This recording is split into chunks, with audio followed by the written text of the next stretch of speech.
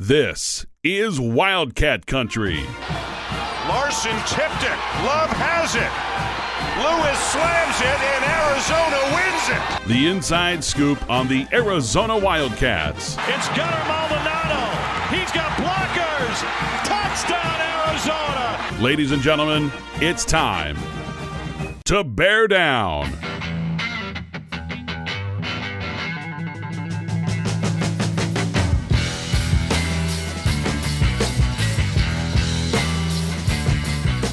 Welcome to another edition of Wildcat Country presented by Harrah's Auction Casino.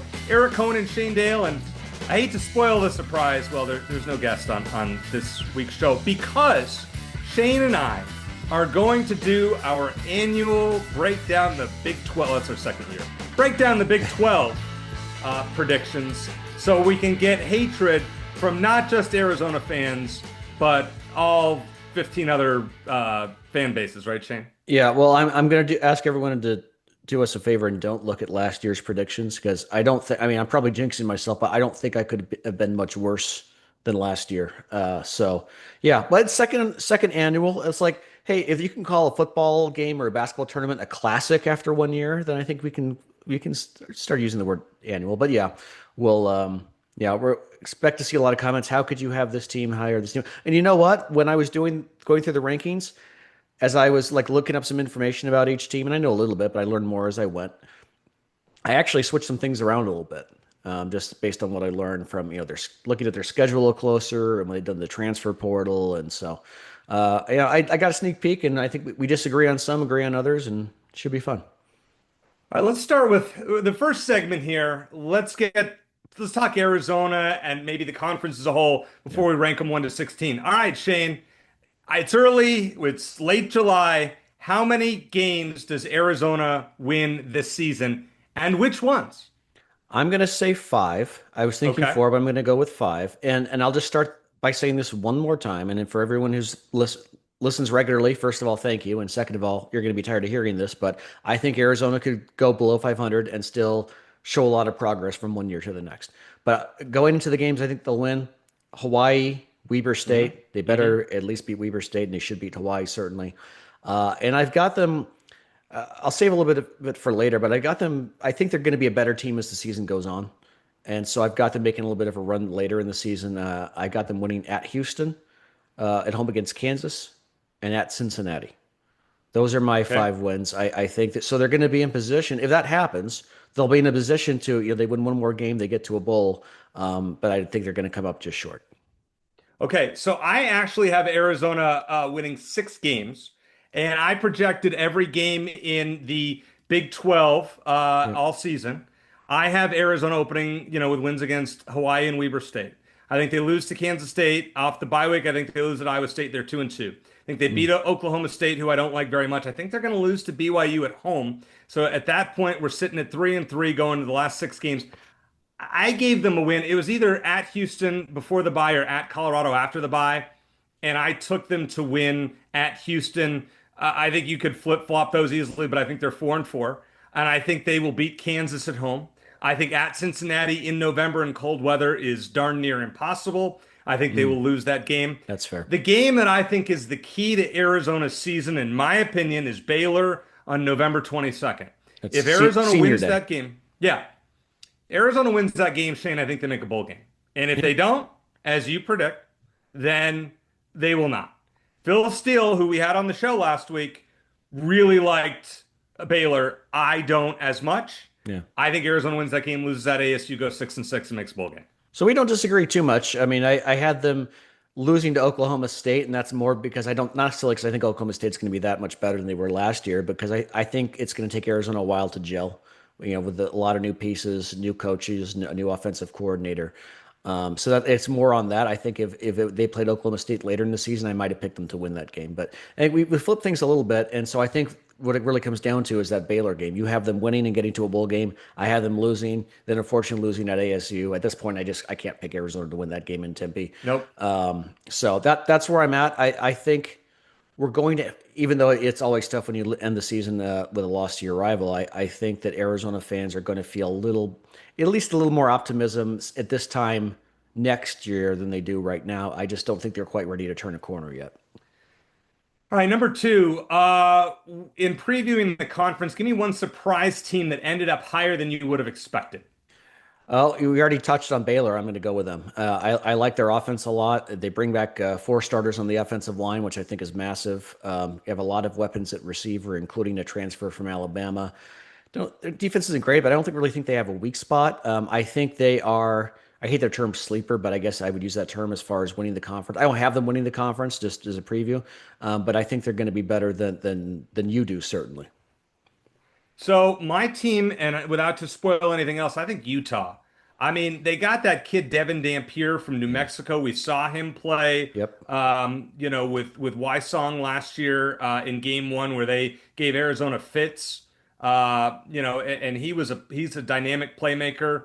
They brought in another running back offhand. I'm blanking there, but for me, Utah brought in some impressive pieces, and as Phil Steele gave us last week, and I made these predictions before we talked to Phil, the fact that Kyle Whittingham says this is arguably his best offensive line in 21 years of coaching. It's a big deal. I mean, that's where I'm really concerned about Arizona, and if they don't they're not a 6-win team, it's probably because the offensive line just didn't gel. Makes a huge difference. Yeah. If Arizona's offensive line is great, they're going to win games because their offense has talent and has the pieces. Yeah. And they can outscore teams. I think Utah with Dampier, a legitimate quarterback, which they haven't had outside of Cam Rising, who's been, a mess for the last, 3 years. Seems like 3 decades, but yeah. Yeah, doesn't it? All right, which team kind of did you rank lower than most?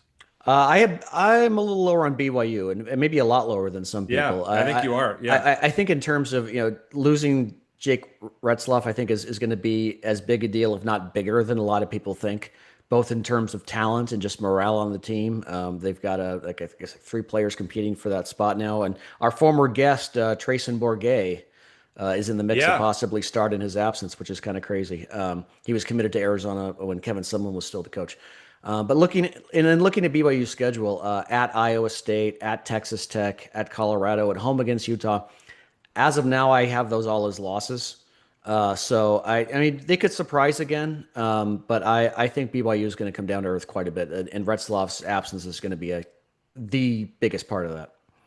So I'm going to actually say ASU, Shane, and and I don't want to come off as a hater or biased. Come on, you've come off as a hater plenty of times. So go ahead. Yeah, you're right. Embrace it. I think ASU starts off pretty darn good. I mean, I have them starting off 4-1. After their bye week in mid-October, they're at Utah, home Texas Tech, home Houston, and at Iowa State. I have ASU losing 3 of those 4 games. Okay. And that's why I have ASU at 8-4 overall. I have them also losing to Baylor on September 20th. I just think that the swing game for them obviously is Texas Tech at home. You can obviously imagine that I'm higher on Texas Tech. We'll talk about them a little bit later on. I mean, with all the money they've spent in the transfer portal and such. But big expectations. To me, I have ASU not in the top 4 of the Big 12. Okay. And we'll debate it in the next segment for sure. Okay. Of the 16 teams, Shane, how many are going to make a bowl game? What was your over/under 11 with Phil Steele? 11.5. I gave it as 12. I think I gave 11.5. I think it was 11.5 or 12.5. Yeah. I'm going to just take the under of that. I have 11. Without spoiling too much, I have 11 bowl teams, and I have just one college football playoff participant. I think the Big 12, as much as I'd love to see them get 2, I think they get 1. I'm going to say 12. I have 12 teams making it, including Arizona at 6-6. So I have 12 teams at 6-6 or better. And I think it's going to be right around that window. I'd say anywhere between 11 and 13 seems about right. Yeah. I think there's a lot of parity. And I agree with you that I don't think multiple teams will get in. I think the winner of the Big 12 championship game is in. Yeah. So unfortunately. We'll talk about that. It's kind of a shame. All right. How many coaches are not going to be back next year? You can give me anything that you want as far as leaving for another job or going to get fired. Like, what do you see here? As of now, I try to come up with a reason to have more than just one, but I just have one, and this will give me give you a little more of a preview into my predictions, but I've got Scott Satterfield at Cincinnati as the most likely. I think a lot of the teams are going to be at the bottom. They got first or second year coaches, and they're going to be more patient. And Arizona is one of them. But Scott Satterfield will be his third year at Cincinnati. He wasn't that good at Louisville, and he's 8-16 overall, 4-14 in the Big 12 at Cincinnati. A third straight losing season. Maybe you have a little more patience, but 3 straight losing seasons might be enough for him to go. So if I had to pick one coach to not be brought back next year, it would be him at this point. All right, I'm going to give you a few. Mike Gundy at Oklahoma State. He's been there for a long time. He's a quarterback. I think the Mike Gundy era ends. It's just the downfall is precipitous, and it's game over. You have to do something at some point. I thought about that, but it's just hard. That's kind of one of the firings that I'll believe it when I see it, I guess. Number 2, I am very glad that he has gotten, past bladder cancer. Deion Sanders will not be back in Colorado next year for one reason or another, regardless of his situation. And wishing Coach Prime all the best. I mean, I bagged on him plenty, but when it comes to that, what he has gone through, wouldn't wish that on my worst enemy. And many props to him for overcoming that and planning to be on the sidelines this season. In all seriousness. Satterfield, I can get behind. I could see Matt Campbell at Iowa State finally saying, hey, I'm losing a lot after this year.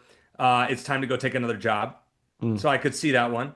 I could see Kyle Whittingham stepping down if they, maybe get to the college football playoff or, win the Big 12, or he just says, all right, I'm going to go out on top. And the last one, and not to preview anything, but I think Joey McGuire at Texas Tech is on a serious hot seat. He has to show something. Yeah. I mean, with the amount of money that they have infused into that program, they have to win. Yep. And I think they will, but I think anything 8-4 or worse, and I think Joey McGuire's on the hot seat. That's fair enough. That's fair enough. I mean, that's with he's got to prove it to his stockholders, for lack of a better term. And if the profit isn't there, so to speak, then that's a good one. And I didn't think about. I was thinking more with the question. I was thinking more about firings. But Deion, I think we both predicted he wouldn't be there more than 3 years. And like for example, like let's say he has another good season in Boulder, and the Florida State job opens up. Easy decision there. I don't know that might be a stretch, but it's just one example of another direction he could go. To me, I just look at Deion Sanders and I say, does he need to be coaching now that his sons are gone? And if he can't get the Florida State job, what are we really looking at here? Yeah, maybe. So I think that as always, Wildcat Country is very pleased to be brought to you by Harrah's Auction Casino. And calling all Wildcat fans, did you know that Harrah's Auction Casino is your local home for Caesars Rewards? Every play unlocks perks at more than 50 destinations nationwide. Enjoy free dining in Atlantic City, hotel stays in New Orleans, and exclusive rewards from coast to coast. Sign up today, earn reward credits, and experience nationwide play only at Harrah's Auction Casino, the official sponsor of Caesars Rewards in Arizona. Coming up next, we're going to break it down. We're going to rank them 1 to 16 in the Big 12. Plus, we're going to talk about one of my favorite things at the end of the show, concessions. Yes, concessions at Arizona Stadium. Did they cave? Were they listening to the show? You can make that determination. Nonetheless, coming up next here on Wildcat Country.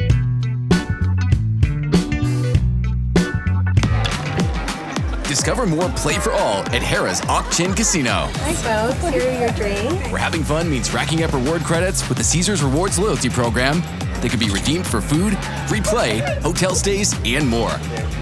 Not only here in the city of Maricopa, but also at more than 50 Caesars properties coast to coast. From Harrah's Las Vegas to Caesars Palace in Atlantic City. What are you waiting for? Play for All at Harrah's Auction Casino, the official sponsor of Play. All right, Shane, it is time to rank them 1 to 16. Well, we're going to start with 9 to 16. We're going to do the bottom half of the Big 12, and then we're going to go to the top half. Okay, so we're going to put it on screen so you can take a look. Shane, just give us 9 to 16 general thoughts. If you want to go team by team, if you want to just give us anything you want, let us know what you got. Well, I put in the effort to make some notes for each team, so I would like to expand a Sure. little bit, but Okay. I'll be sensitive of everyone's time. Okay. All right, I'm going to start at the bottom. Number 16, I have UCF. I think Scott Frost will do good things again there, but it won't be this year. They don't know who their starting quarterback's going to be. Did okay in the transfer portal, but I think this is going to be like a true year zero for UCF, kind of like it was for Jed Fish at Arizona in his first year. Number 15, West Virginia, kind of like UCF. I think Rich Rod will do well at his former school. It's going to take time, though. They'd lost a ton of weapons on offense, especially at receiver. The defense was the worst in the Big 12 last year, and they're still in total rebuild mode. So I think it's going to be a tough first year for Rich Rod. I think he'll do well, but it's going to be a tough first year. Number 14, I've got Houston. They did well in the portal. I think Willie Fritz is a good coach, did a great job at Tulane. I think it's going to take another year to begin turning things around. Their offense was historically bad last season. We saw what Arizona was able to do with them last year, as bad as the Wildcats were. They do have a pretty favorable Big 12 schedule, so I think they could win 3 games in conference in there, but that's probably the limit for them. 13 is where I have Arizona. I think they're better. I think it's going to take some time to gel. You have a lot of new faces, both in on-field personnel and the coaching staff, like I mentioned. I think they'll find a way to win each of their first 2 games and then improve as the season goes on. I have them winning 3 out of the 4 games in the middle of that conference schedule, like I mentioned, but then coming up short against Baylor and at ASU to end up a win short of a bowl game. Number 12, I got Cincinnati. I just don't think they did enough in the offseason to improve. They were very meh in the transfer portal. I don't think they're going to be awful at any position, but I don't think they're going to excel either. Their schedule isn't terribly difficult, and I think whether they make a bowl game, because I have them 12th and I have 11 teams making a bowl game, I think it's going to come down to how they do against Nebraska in that opening game. If they lose that one, I don't think they find 6 more wins the rest of the way. Number 11 is where I have Oklahoma State. I can't believe they're going to be as bad as they were last year. They have a lot of new faces, which is probably a good thing. I think they only have 1 returning starter from last year, but they're loaded up with the skill positions on offense. They have a tough schedule, at least based on my Big 12 rankings, but I think they find a path to 6 wins. It's just more of a gut feeling, I would say, at Oklahoma State.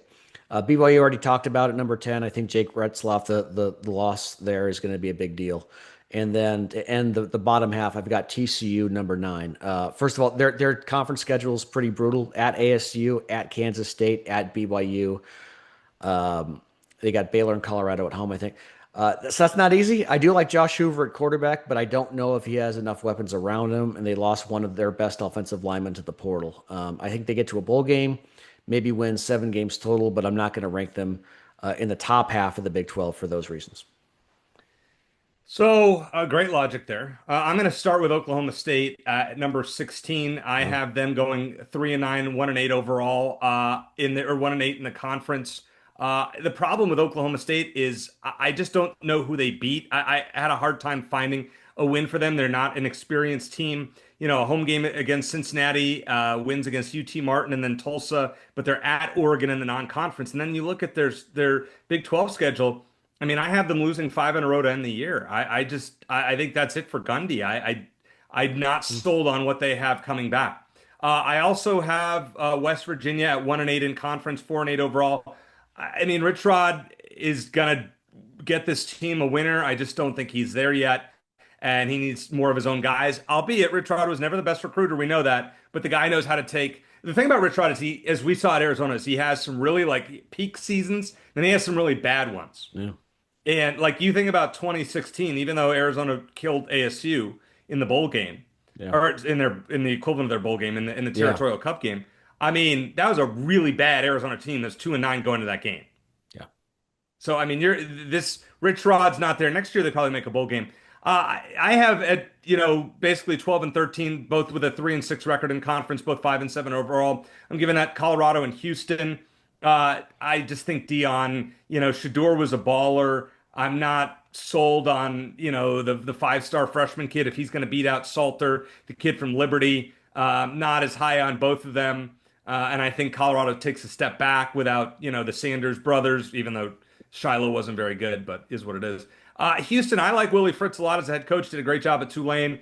I'm just not sold on their offense. I know they're probably going to be a little bit better. They showed some improvement last year, but then they came into Arizona Stadium and got walloped. 27-3, I believe it was on a Friday night in November. I'm a little higher on UCF. I put them in a tie at 4-5 with Arizona and Cincinnati. I think Cincinnati's going to play well at home. They have a veteran quarterback in Brendan Sorsby, formerly, I believe, at Indiana. And I just, Cincinnati has a schedule at home where they get BYU and Arizona in November. They get UCF at home. And then I have them upsetting Baylor. I think they're going to be a really good home team. It's hard when you're doing all these projections, but I have those three teams. Arizona 6-6. I talked about them earlier. UCF, I'm probably higher on than I should be. Another case of a schedule that looks a little more favorable to me. Oklahoma State at home, West Virginia at home, Kansas at home, Houston at home. I mean, arguably four of the worst teams in the conference at home. I'm going to give them some wins, so that's where I like them. We'll talked about, as I mentioned, Arizona and UCF, and then TCU I have tied with Kansas at 5-4. I have Kansas 8, TCU 9 in the conference. Both teams 7-5, make a bowl game, but way to start that out there. Just going with those. Now let's go to our preseason poll 1-8. Shane, break them down. Well, we actually do agree on Kansas at number 8. Yep. They're a very well coached team. They did lose a lot on offense, including their star running back, and a lot on the offensive line. They've got a lot of new faces on defense, especially at linebacker. So I think they'll be middle of the conference again. Colorado, I've got them a little higher than you. I got them 7th. And this is one of the teams I actually moved up as I did a little more research. I don't think they're going to take a total nosedive. I think they'll be a bit more mediocre, but they brought in a nice haul in the transfer portal. 24/7 ranked them 2nd in the Big 12 in that category. I think whoever starts at quarterback, the dual threat guy from Liberty, like you mentioned, or their 5-star recruit, Julian Lewis, I think one of those two guys is going to end up being more than adequate at quarterback. I might have them higher than this even, except they have a tough schedule. ASU, at K-State, at Utah. But I think anyone who expects or hopes that the Deion Sanders team is going to go back to the basement is going to be disappointed. I think they're going to hang in there and be a decent team. Number 6, I've got Iowa State. I think that opening game against Kansas State is going to set the tone for a good chunk of the rest of the season. And just spoiler, I don't think it's a game Iowa State's going to win. Their schedule isn't brutal by any means, but they did lose 2 very, very good receivers to the NFL. And 24/7 had them 2nd to last in the Big 12 in transfer portal rankings. I think they're a good team. 6 is still good. I don't know if they're quite a Big 12 contender this year. Number 5 is where I got Utah. I think they bounced back this season, but I'm not as optimistic as some people, and maybe including yourself, are about them maybe even being a CFP contender. I do think Devin Dampier is going to be very good. Most of their toughest games are at home, which is good. They brought in some talent at running back and wideout, including one of Dampier's teammates at New Mexico. Offensive line looks good, like you said. I'm not sold on the defense. I don't think they have a lot of depth, especially up front. So I think that's the difference, but probably between Utah being maybe an 8-win team and a 10-win team this year. Number 4 is where I got Baylor. I like their offense a lot. They bring back 4 starters on the offensive line. They have a lot of weapons at receiver, including the transfer from Bama that I mentioned. So I already talked a little bit about Baylor, but I wouldn't be shocked if I have the number 4, and I think if the stars align, they could be a surprise Big 12 champion. Number 3, I got Texas Tech. And you mentioned that they had deep pockets, and they spent a lot of money on their players for this year. 13 4-star additions in the transfer portal, the 2nd best transfer class in the country, right behind LSU. The only reason I don't have them winning the Big 12 is because they have a lot of new pieces, new coordinators on both sides of the ball. So I think the 2 teams I have in front of Texas Tech have a little more cohesion, a lot of familiar faces. And both the teams that I have ahead of Tech has to play both of them on the road. So that's why I have Texas Tech just on the outside of the Big 12 championship game. Number 2, I've got Arizona State. I don't see that much of a drop-off. I know they lost Cam Scatterbo, but they bring back a lot of starters on both sides of the ball, including Sam Levitt. Their offensive line is mostly intact from last year. They might be better up front on defense than they were last year, which was one of their weaker points. I just don't see the regression. They do have Baylor, Iowa State, Utah, and Colorado on the road. That's a pretty tough set of conference road games. But if they split those and run the table at home, which I think they should based on their schedule, That's 7-2 in the conference, and if that includes a home win over Texas Tech, that would be a big tiebreaker based on my rankings and would likely put ASU back in the Big 12 championship game. So that's where I have them at number 2. And then number 1, I've got Kansas State. I think this is finally the year that they go from good to great. Chris Kleiman's an outstanding coach, at least 9 wins in each of his last 3 seasons. I think Avery Johnson, he limits his mistakes, his interceptions from last year, and has an outstanding season. They bring back a lot of weapons on offense. They did well adding more in the portal. I think they'll be better in the pass rush. They added weapons in their secondary, including Gunnar Maldonado. Obviously, that opening week game against Iowa State and Ireland is massive. And, if they lose that one, then this whole could all be out the window right there. But I think they win that game. I like them to go 8-1 in the conference this year with a loss coming either at Baylor or at Utah. And then I think K-State edges out ASU in the Big 12 championship game to earn a spot in the college football playoff. All right. I think that is I think that's a pretty good breakdown. I'm going to give mine here. Talked about Kansas a little bit. I have them at 5-4, tied with TCU for 8th in the conference. Jalen Daniels, I like him. Is he going to actually stay healthy this year? Lance Leipold, a good coach. I don't think their schedule is all that favorable, but I think they will pull a couple of upsets this season. I think they will win at home against Kansas State as one of them, at home against Utah. I think that will get them to a bowl game with a couple of key upsets there. I think a few teams tied for 6th. I have BYU and ASU. Listen, Sam Leavitt's a really good quarterback and is in contention to go number 1 overall next year, I'm sure. I just think you're underestimating how good Cam Scadaboo was. And I mean, he put that team on his back. And maybe I have ASU too low, and if so, so be it. I think 8-4 would be a hell of a year for them. I think, it's reasonable for their fans to expect, maybe slightly better. But I think the swing game is against Texas Tech at home, and I think you might see College Game Day there. That game is in, October 18th. I very well could see if ASU wins that game, but I'm higher on Texas Tech this year than most, as you can see on the screen. I don't think. Sorry, Eric. I don't think College Game Day has ever been to Tempe, has it? It has. USC 2005. Okay, it's been a while. Reggie Bush, Matt Leinart. Yeah, it's been 20 years. Arizona's had it twice since then. They lost both games. We don't have to talk about that. Correct. We don't. I was there for both times. We don't need to talk about that. All right. I think ASU will have it on that day. Okay. I have tied for 3rd. I have 3 teams. I have Iowa State, who I believe will lose to Kansas State in Ireland. I have them at 8-4, Baylor at 8-4, and Kansas State at 9-3 overall, but all 6-3 in the conference.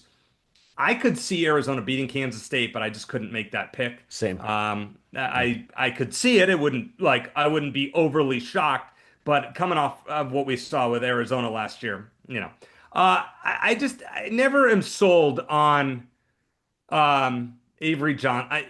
He's good, but I think he's a little overhyped to me. Maybe. Baylor has a lot of returning talent. Phil Steele talked about it. Dave Aranda's a good coach. I have them, losing games like at Arizona.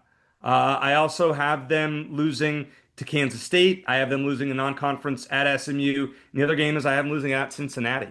They play back-to-back road games at TCU and at Cincinnati. So, and once again, my predictions, I predict most of the home teams to win their games.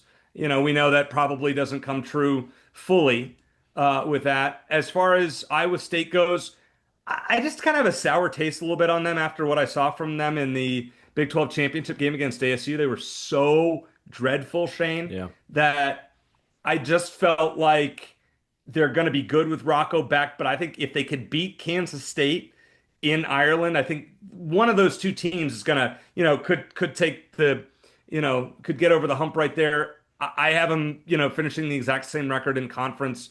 With Iowa State, there were some tough games.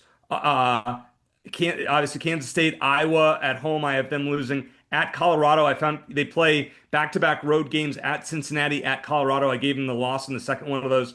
And then at TCU, after they play ASU and BYU. So those are the losses that I gave to Iowa State there. But any of these teams, I mean, you could switch 3, 4, 5. I don't think it's a big deal. I'm going with Utah and Texas Tech both at 10-2, 7-2 in the conference. The thing I like about Texas Tech, they are experienced. They bring back a ton of players, and they bought their roster. I mean, let's be honest. Yeah. I mean, they have 156 starts returning and brought in 129 games worth of starts from last year. ASU is the only team that's more experienced than Texas Tech, but I actually like Texas Tech's roster better. I just think they brought in the higher end pieces.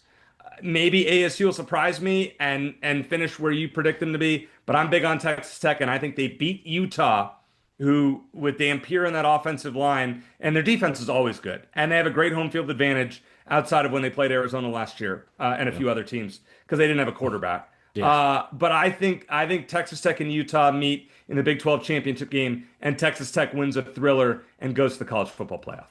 That's a good listen, good rationale. I think everything with Texas Tech, and I still have them third, so I have them being a good team, but just not quite being Big 12 champions. And maybe this sounds a little cheesy, but I feel like when you got a lot of guys who are there because they're getting paid, not necessarily because it's the right fit, it's the right coaching, it's the right fit coaching wise.